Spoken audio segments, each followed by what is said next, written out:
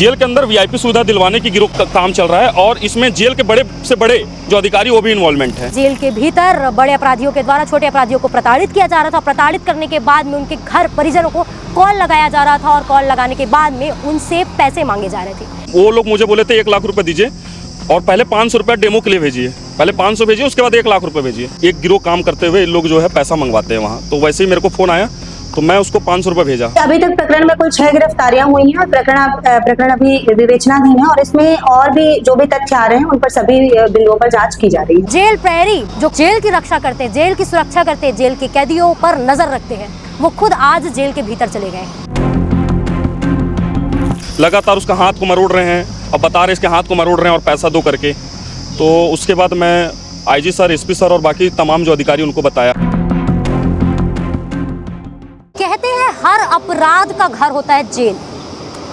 Jail अपने आप में एक अलग दुनिया है और इस दुनिया को लोग सबसे खतरनाक दुनिया कहते हैं, जहाँ पर ना जाने किस प्रकार से आपके साथ में दरिंदगी होती होगी, किस प्रकार से आपके साथ में व्यवहार होता होगा। और अक्सर जो लोग कुछ बड़ा क्राइम, बड़ी घटना को, वारदात को अंजाम देते हैं, उनके सजा के तौर पर जेल की दुनिया मिलती है। पर अब जेल की दुनिया के जो मायने हैं वो भी बदलते नजर आ रहे हैं। एक ऐसा ही मामला दुर्ग से सामने आया है, दुर्ग सेंट्रल जेल से, जहां पर एक ऐसी वारदात हुई है जहां पर जेल प्रहरी जो जेल की रक्षा करते हैं, जेल की सुरक्षा करते हैं, जेल के कैदियों पर नजर रखते हैं, वो खुद आज जेल के भीतर चले गए।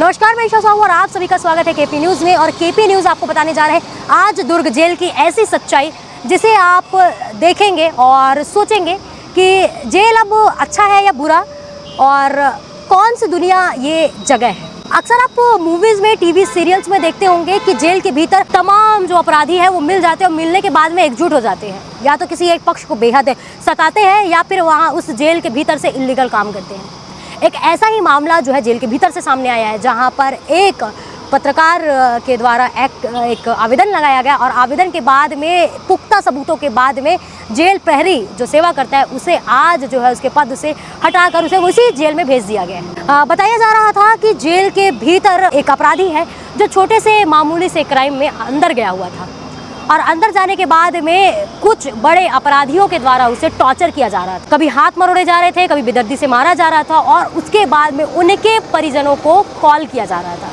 और कॉल करने के बाद में अंदर से, मतलब जेल के भीतर से रकम मांगी जा रही थी। पहला सवाल ये कि जेल के भीतर फोन कहाँ से आया। दूसरा सवाल ये कि जेल के भीतर में कौन से पैसे की जरूरत, जहाँ पर जेल के भीतर बड़े अपराधियों के द्वारा छोटे अपराधियों को प्रताड़ित किया जा रहा था। प्रताड़ित करने के बाद में उनके घर परिजनों को कॉल लगाया जा रहा था और कॉल लगाने के बाद में उनसे पैसे मांगे जा रहे थे, ये कहकर कि अगर आपके बेटे को सुविधा देनी है, चैन से जेल में जीने देना है, तो पैसे इस अकाउंट में ट्रांसफर कर दो। और इसी पूरे मुद्दे को लेकर जो है प्रार्थी जिनके पास में ये कंप्लेन आ रहा था, जिनके पास में पीड़ित परिवार पहुंचा था, उनके बाद में इन्होंने एक्शन लिया, आवेदन लिखा और आवेदन लिखने के बाद में आज इस प्रकार की कार्रवाई हुई है। क्या कुछ उनके पास जानकारी है, क्या वो कहना चाहते हैं, ये सुनते हैं इनसे। सर, लगातार जो है आप पत्रकारिता के भी क्षेत्र में काम कर रहे हैं और आज जो है एक बड़ी कार्रवाई जो है आपके आवेदन के बाद में हुई है। क्या कि ये पूरी कार्रवाई हुई थी और कैसे आप तक ये लोग पहुंचे थे, कैसे कांटेक्ट आपको कर रहे थे? 25 तारीख को मैं 500 रुपये पहले भेजा। उससे पहले कुछ लोग मेरे पास आए और बोले कि भैया जेल के अंदर में एक पुष्पेन जो जिसको मैं जानता हूँ उसको मार रहे हैं करके। तो मैं बोला ठीक है, तो मेरे से बात करवाओ। तो फ़ोन में मेरे से बात हुई। जेल के अंदर से एक इज़राइल का जो चाचा या कोई रिश्तेदार है, सुशील करके, वो ये परिजन आपके पास आए कि आप पत्रकार हैं तो शायद आप कुछ कर पाए, मदद कर सकते हैं करके। तो उसको मैं जानता भी था, जो निरुद्ध था जेल में, पुष्पेन करके। जो भी कैदी अंदर जाता है तो उसको मारते हैं, मारने के बाद उनके परिवार वाले को फ़ोन लगवाते हैं कि अच्छे से रखना है, खाना पीना खिलाना है या नशा करवाना है, तो उसके लिए आप पैसा भेजो। तो ऐसे कुल जो कुछ लोग हैं, एक गिरोह काम करते हुए लोग जो है पैसा मंगवाते हैं वहाँ। तो वैसे ही मेरे को फ़ोन आया तो मैं उसको 500 रुपये भेजा। 500 रुपये भेजने के बाद लगातार उसका हाथ को मरोड़ रहे हैं, अब बता रहे इसके हाथ को मरोड़ रहे हैं और पैसा दो करके।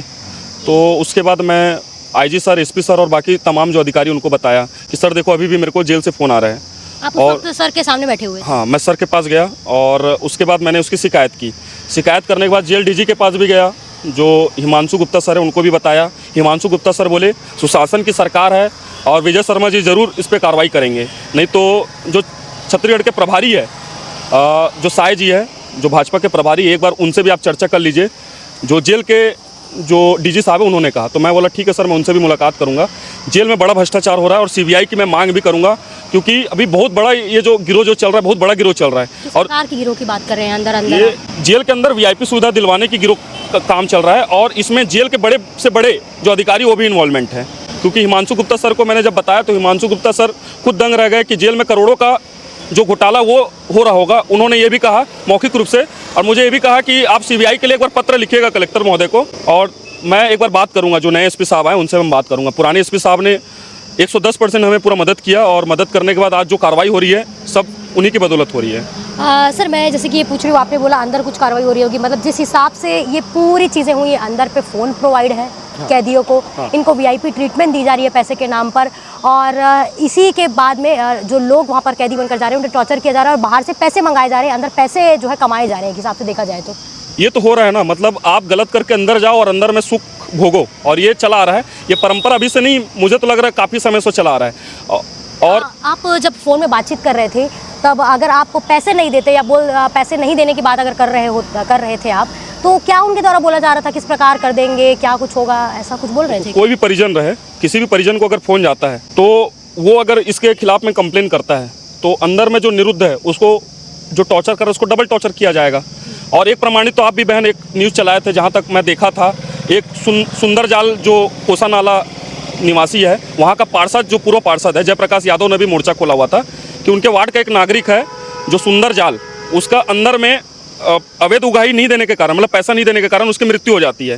तो वैसे ही कृत्य ना हो करके लोग जो है डर अंदर में भय रहता है कि अंदर में ये भी बताते कि सुंदर जाल को तो देख लिया गया था, बाकी देख लो, जो पैसा नहीं देते उनका तो लाश निकलता है जेल के अंदर। जेल अधीक्षक जी जब भी मिलते हैं तो हंसते हुए बोलते हैं कि जितना भी खेल खेलना है खेल लो, लेकिन कुछ नहीं होने वाला। मतलब ब्लैक का जो पैसा वो भी वाइट होता है अंदर में, ये अंदर में मशीन चल रही है। और सीबीआई को तो एक मशीन अंदर में भी लगा के दे देना चाहिए इन लोगों को। अगर सीबीआई कार्रवाई नहीं कर सक रही है तो एक मशीन ऐसा दे दो ताकि महादेव ऐप के जो संचालक लोग जो अंदर में अभी आरोप में जो अंदर है वो लोग भी मस्त नोट गिन रहे हैं अंदर में। तो इस तरह चल रहा है, मतलब बाहर के व्यक्तियों को पैसा भेजते हैं और मस्त कमाते हैं। सर मैं इसी जानकारी में पूछूंगी, जो आपके जो पीड़ित थे जिनका आप सहयोग कर रहे थे, उनको जिनके द्वारा टॉर्चर किया गया था, उनका नाम सामने आ पाया है क्या कि कौन उनको टॉर्चर कर रहा था, कौन था, ऐसा कुछ? वो एमजीएम स्कूल में जो बच्ची के साथ जो रेप किया हुआ था, ऐसा कृत्य करने का आरोप जिसके ऊपर लगा है, वो जेल में सज़ा काट रहा है। सज़ा मतलब आजीवन सज़ा काट रहा है। और उसके द्वारा मुझे फ़ोन किया गया था, तो उसका भतीजा को मैंने पैसा भेजा, जिसका नंबर दिया उन्होंने, और मैं आपको प्रोवाइड भी करवा दे रहा हूँ। जिस नंबर से मुझे फ़ोन आया था जेल के अंदर से, तो मैं उनको पैसा जो मांगे मैं वो दिया। वो लोग मुझे बोले थे 1 लाख रुपये दीजिए, और पहले 500 रुपये डेमो के लिए भेजिए, पहले 500 भेजिए, उसके बाद 1 लाख रुपये भेजिए। तो 1 लाख रुपये बहुत बड़ा अमाउंट होता है। तो मैं बोला पहले मैं 500 भेज दे रहा हूँ, तो 500 उनको प्राप्त हो चुका था। फिर 1 लाख रुपया भेजने वाला था, उससे पहले मैं अधिकारियों को बता दिया कि सर 1 लाख रुपये और मांग रहे हैं। तो सर बोले ठीक है, अब इसको स्टॉप तो करवाते हैं। फिर कार्रवाई किए। फिर तो आपने सुना कि किस प्रकार की घटना जेल के भीतर हो रही थी और कैसे जो है आम कैदियों को परेशान किया जा रहा था और उनके परिजनों से पैसा लिया जा रहा था। वो परिजन जिनके घर पर अभी 2 वक्त का रोटी नहीं है, वो अपने बेटे को जेल के भीतर बचाने के लिए पैसे भेज रहे हैं, और पैसे भेज रहे हैं पता नहीं कैसे भेज रहे हैं। और इसी के बाद में आज हमने ये बातचीत की, पर सवाल फिर से वही उठता है कि जेल के भीतर की दुनिया कैसी हो गई है। हम अक्सर फिल्मों में देखते हैं कि इस जगह पर गुंडा की जुट है और वो पैसे मंगा रहे हैं, अंदर जो नशे के पदार्थ है वो सप्लाई हो रहे हैं, जो फ़ोन है वो सुविधा उपलब्ध कराई जा रही है। और किसी को तो जो बड़े क्रिमिनल है जिनके पास पैसा है उनके लिए जो है स्पेशल ट्रीटमेंट जारी है, बिरयानी पहुँच रहा है, फैसिलिटी पहुँच रही है, टीवी पहुँच रहा है, पेपर पहुँच रहा है, ऐसे तमाम बातें हो रही है। पर आज इस खबर से इस चीज़ की पुष्टि भी हो रही है। इसी पूरे मुद्दे में एक मूवी भी, एक वेब सीरीज़ की मैं बात करूँ तो वो बनी है क्रिमिनल जस्टिस, जहाँ पर पूरा आईना जो है जेल का वो दिखा दिया गया है। और अब इससे पता चल रहा है कि जेल के भीतर की जो दुनिया है वो भी गरीबों की नहीं है। तो गरीब जाएंगे कहाँ, और क्राइम करने वाले जो अपराधी है उसे कहाँ जाकर रखा जाए तो अब इस दुनिया की क्राइम कम हो। एक पुलिस जो है अपराध कम करने के लिए एक अपराधी को उठाती है, जेल में ला देती है, सोचती है अपराध कम होगा, उनका काम कम होगा और जो हमारी जो व्यवस्था है, कानून व्यवस्था है वो सुधरेगी। पर इस प्रकार की खबरें हमारी कानून व्यवस्था किस हद तक सुधारेंगी, किस हद तक भरोसा जो है जनता में बनाएगी, ये एक सवाल है। और बहुत बड़ा प्रश्न चिन्ह जो है प्रशासन पर और इस प्रबंधक पर इस वक्त उठ रही है। ये थाना पद्मनाभपुर अंतर्गत मामला है। इसमें प्रार्थी हनुमान नायक और खंडू नायक ने एक रिपोर्ट लिखाई थी, जिसमें उसने बताया था कि उसका एक दोस्त है, वो जेल में अभी निरुद्ध है और उसे जेल में अच्छे से रहने के लिए और मारपीट न करने के एवज में पैसे मांगे जा रहे हैं, जिस पर से प्रार्थी ने जो नंबर उसके दोस्त ने उसे प्रोवाइड कराया था उस नंबर पर बात की और 500 रुपए ट्रांसफर किए और इस आशय की रिपोर्ट हमारे थाना पद्मनाभपुर में लिखाई थी, जिस पर से अपराध क्रमांक 92/2025 धारा 308, 308(5), 115 ख और 35 BNS के तहत मामला दर्ज किया गया था। पूर्व में इसमें 5 आरोपियों की गिरफ्तारी की गई थी उनके विवेचना के पश्चात, और इसमें अभी वर्तमान में एक नए आरोपी की जो कि जेल प्रहरी है, दिवाकर सिंह पैकरा, ये इसकी गिरफ्तारी की गई है और इसके संबंध में विवेचना में ये आया कि ये जेल में जो आरोपीगण है सामान पहुंचाने के एवज में और वहां पे ये पैसा लेता था। इस प्रकार के इसमें अभी इन्वेस्टिगेशन बची है इसमें कि सारी गिरफ्तारी हो चुकी, कितनी गिरफ्तारी हुई? जी, अभी तक प्रकरण में कुल 6 गिरफ्तारियां हुई हैं और प्रकरण अभी विवेचनाधीन है और इसमें और भी जो भी तथ्य आ रहे हैं उन पर सभी बिंदुओं पर जांच की जा रही है। किस प्रकार के सामान का विषय सामने है? जैसे नशे के सामान ये अभी तक तो जो इसमें आया है उसमें किराने का सामान या उनकी जो सुविधाजनक वहाँ रहन सहन के लिए आवश्यक चीजें हैं उन्हीं का ही लेन देन करना या सामान पहुंचाने की बात अभी सामने है। और भी कई छूट रहती है उनके भी सामने की बात सामने है। ये खाली अकेला नहीं है, इसके अलावा और भी लोग हैं। जी देखिए, अभी तक जो प्रकरण में आरोप जिन पर सिद्ध है उनकी गिरफ्तारी की गई है, चूंकि प्रकरण विवेचनाधीन है और इसके सभी तथ्यों पर सभी बिंदुओं पर जांच की जा रही है और अगर आगे भी किसी की संलिप्तता पाई जाती है तो उन पर कार्यवाही की जाएगी।